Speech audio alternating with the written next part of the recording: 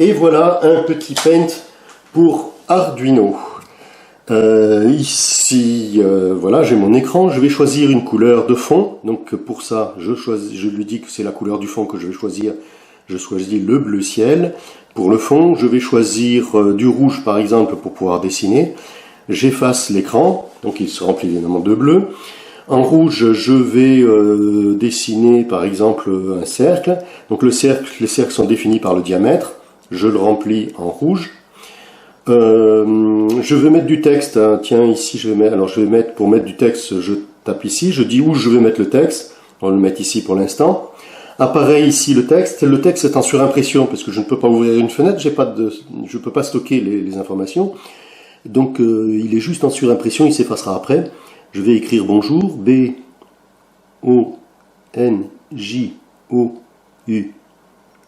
Alors si je me trompe, il y a une flèche qui me permet de revenir en arrière. Ça a été fait pour dessiner des fichiers. Donc on a le point et l'espace. Je valide ici. Il me demande la taille. Je vais me prendre une taille de 4. Je valide. Le mot bonjour est écrit ici. Ce mot-là, je voudrais le centrer quand même. Donc je vais le décaler ici. Donc je prends toute cette zone-là. Et je vais la décaler un petit peu par ici. Voilà, ça c'est bien. Le cercle il est mal foutu. On va le décaler plus vers le haut. Voilà. Pour que ça fasse joli, je vais me dessiner, par exemple, donc ça me permet de dessiner des rectangles. J'aurais pas dû le dessiner en rouge. J'aurais dû le dessiner, je voulais le dessiner en jaune. Non, je vais en dessiner un autre. Et voilà, j'ai dessiné mon rectangle en jaune que je vais remplir de jaune. Ça aussi. Qu'est-ce que je peux vous montrer? Le pinceau. Alors le pinceau, ça écrit, mais c'est pas en jaune. On va prendre en vert. Ça permet d'écrire en gros. Si jamais je prends le crayon, c'est la même chose, mais je vais écrire en fin, évidemment. Qu'est-ce que j'ai pas vu? La bombe, ça va projeter des points. On va projeter des points sur le cercle ici. Voilà, donc ça remplit avec des points, ça fait comme ça vaporise avec un certain nombre de points. Voilà, là je crois que j'ai fait à peu près toutes les fonctions, sauf le si. Là, ici, effectivement, pour l'instant, je suis en train de dessiner en bleu ciel. La fonction pipette va me permettre de prendre une couleur. Par exemple, ici, j'ai choisi la couleur du dessin. Si je pipette sur le jaune, il me dira que le dessin va être jaune. Si j'avais je choisis la couleur du fond et que je clique ici, il va choisir la couleur sur laquelle ma pipette a fonctionné.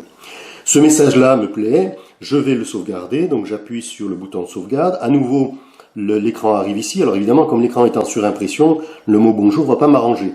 Bon, pour l'instant, j'ai un peu la flemme, je vais mettre un nom P comme paint, simplement je valide. Là, il est en train de faire la sauvegarde. Comme la sauvegarde est relativement longue, il m'avertit en mettant des hachures dans la zone qu'il a déjà sauvegardée. Les hachures vont disparaître quand tout est sauvegardé. Voilà. Maintenant, j'ai tout en mémoire. Je peux donc effacer. Alors oui, j'avais effacé en rouge. Je vais refaire un dessin traditionnel. Je vais prendre du blanc ici. J'efface. Je vais dessiner. Bonjour à la main. Ah, pas en bleu. J'ai pas dessiné. Je vais dessiner en bleu.